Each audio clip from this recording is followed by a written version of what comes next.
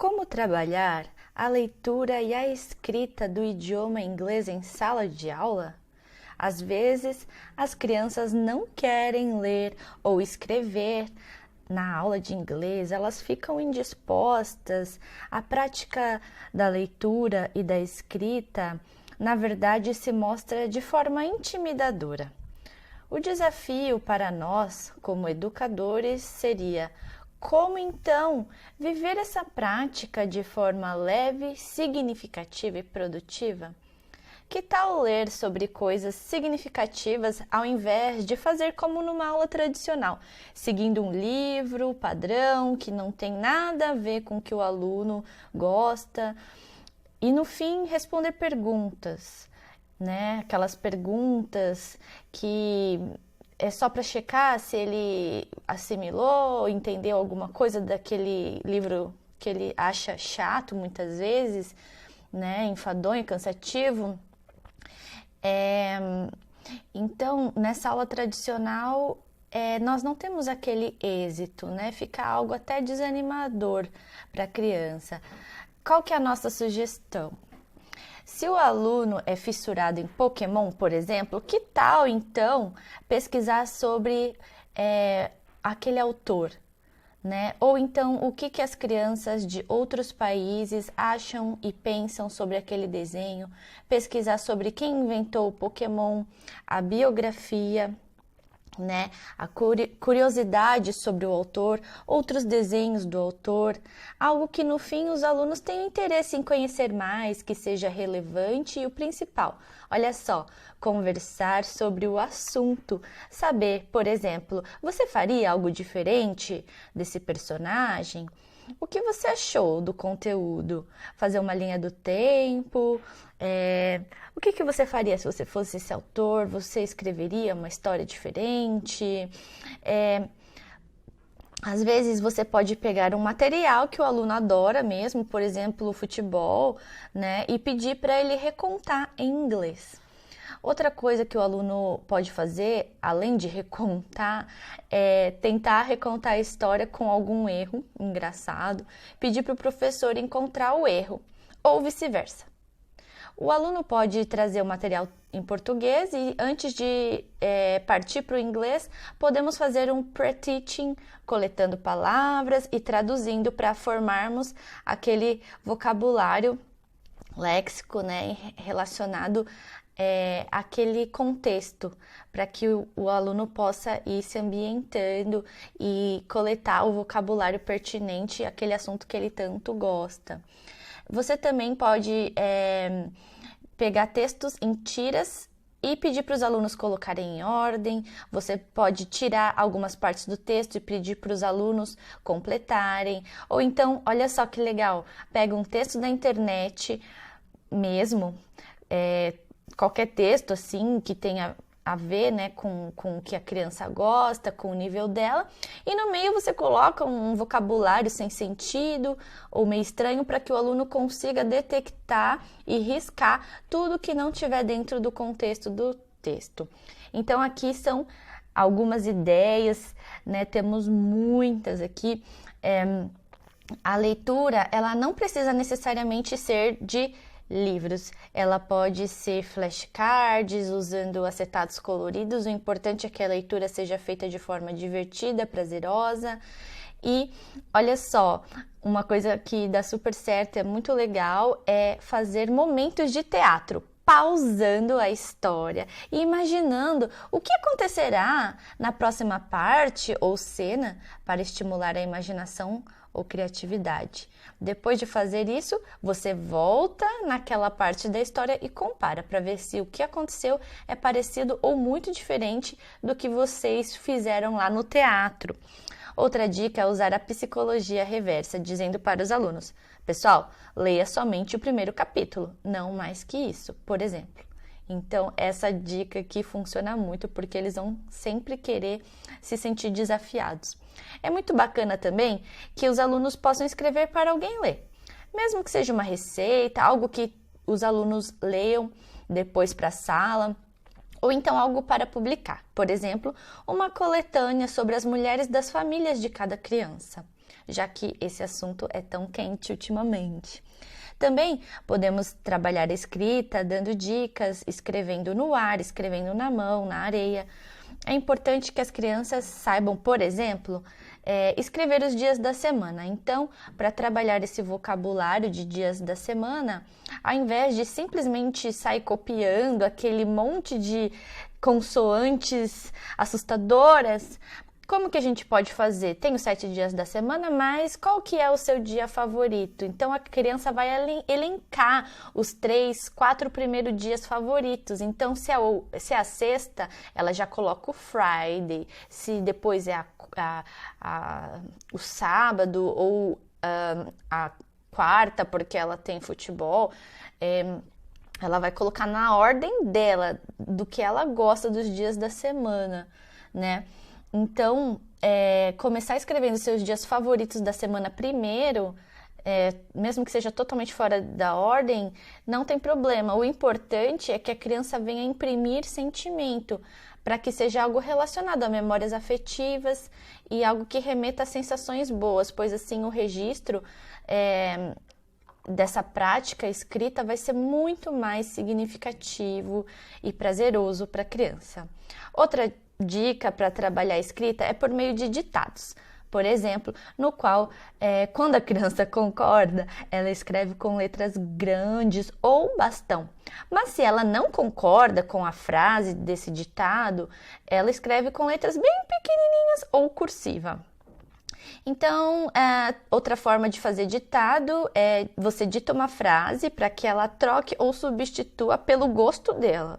Por exemplo, Palmeiras is the best soccer team in Brazil. Aí a criança vai falar, não, Palmeiras não é o melhor time do Brasil, de São Paulo. Ela vai colocar o que ela acha. Ice cream is the best dessert. Não, sorvete não é a melhor sobremesa. Eu acho que é pudim. Então, é uma provocaçãozinha, né? Para a criança substituir por aquilo que ela gosta, por aquilo que a atrai. Então, essa é uma dica bem interessante de ditado para as crianças. Outra forma legal é ditar palavras para que as crianças desenhem essas palavras. Então, dog, bird, cat, as crianças podem ir desenhando, por exemplo, esses animais que você fala em inglês e depois de desenhar, você coloca elas em grupo ou sozinha mesmo e pede para que esse grupo de crianças consiga escrever o que eles desenharam, ou individualmente também, não tem problema. Outra ideia bem bacana é você conta uma mesma história umas 3 vezes, depois pede para a criança fazer um textinho com o que ela entendeu ou gostou. O importante de se trabalhar a escrita é que seja algo sempre fluido, natural. Quando a criança terminar, é sempre importante dar 2 tipos de feedback.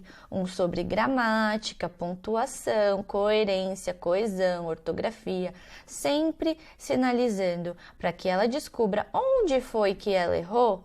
E o outro feedback número 2, ele deve ser sempre relacionado ao conteúdo do que a criança escreveu. Então, nós, como professores, temos que mostrar interesse pelo conteúdo do que a criança escreveu, mostrar apreciação pelas ideias, experiências da vivência da criança, para que ela sinta que existe um leitor. E esse leitor, ele pode ser levado à reflexão, ele pode ser persuadido por aquilo que a criança escreveu. É muito importante que ela sinta que tem alguém ali lendo, apreciando, validando, né, o que ela produziu.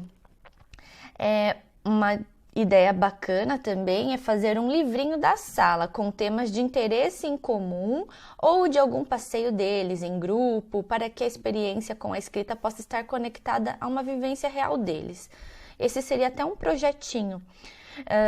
Como, por exemplo, uma ida ao cinema ou um passeio no parque, piquenique, e aí as crianças podem participar do processo todinho, do início ao fim, desde a confecção de um livro. De repente, esse livro pode ser feito de papel descartável, as crianças batem no liquidificador, com cola, com materiais reciclados, e elas fazem o próprio papel delas, depois elas montam um livro. Esse livro tem capa, elas podem pôr o nome das crianças desse livro, o nome dos pais, idade, né? E então aquele livro vai ter um tema, se for a ida ao cinema ou se for o piquenique, além de escrever os nomes, colocar os objetos que foram usados para ir para aquele lugar, os equipamentos, o que fazia parte daquele cenário, daquele contexto, e aí também ter uma outra página, né? Não só de vocabulário dos objetos e equipamentos, mas também pequenas frases para que as crianças possam conectar metade das frases de um lado, outra metade do outro embaralhadas, para que elas venham conectar. Ou então outra página com pedidos relacionados ao contexto e frases com pedidos, né? Então, se for cinema, quanto custa o ticket do cinema? Qual filme está em cartaz? Né? Eu quero uma pipoca, eu quero um refrigerante, eu quero meu óculos 3D. Tudo isso são frases relacionadas ao contexto daquela vivência e experiência, né? Então, trazer essa ideia e construir todo o processo junto com as crianças é uma ideia muito interessante. Como você pode ver, a leitura, trabalhar a leitura e a escrita afetiva em sala de aula pode ser muito divertido, colocar o espírito investigativo da criança para trabalhar, estimular a curiosidade delas, estimular a criatividade delas, né? Sempre perguntando o que você faria se você estivesse no lugar desse personagem. O que você acha que aconteceu na próxima cena? Ou então, vamos recontar essa história de uma forma diferente, né? Poderia ter um outro final? E procurar saber da criança o que ela achou, se ela gostou, conversar sobre o assunto e tudo que a criança produzir, sempre mostrar a apreciação. Não somente mostrar que, ok, estamos aqui preparando alguém que escreve e produz textos, mas que tenha leitores e que esse conteúdo realmente seja relevante, tenha a ver com, de repente, o contexto da atualidade ou um contexto comum das crianças, mas sempre trazendo bastante relevância, significado para a aprendizagem de forma divertida, fluida, lúdica, para que a criança possa sempre ter um relacionamento com a língua da forma mais afetiva possível, pois ao trabalhar o idioma dessa maneira, o registro vai ser privilegiado, né? Então, todo esse ambiente que o educador deve proporcionar é muito importante fazer uso, né, de metodologias ativas, de criatividade, de inovação, para que essa experiência seja o mais rica possível e que a criança venha desenvolver ao máximo suas potencialidades, pois a partir do momento em que ela pega gosto e mostra que ela, né, passou a ter aquele espírito investigativo, então isso já é meio caminho andado e é isso que a gente tem que inocular nos nossos alunos, o gosto, o prazer de aprender, aprender a aprender de forma prazerosa, de forma divertida e sempre muito significativa, né? Não que tem que ser sempre super mega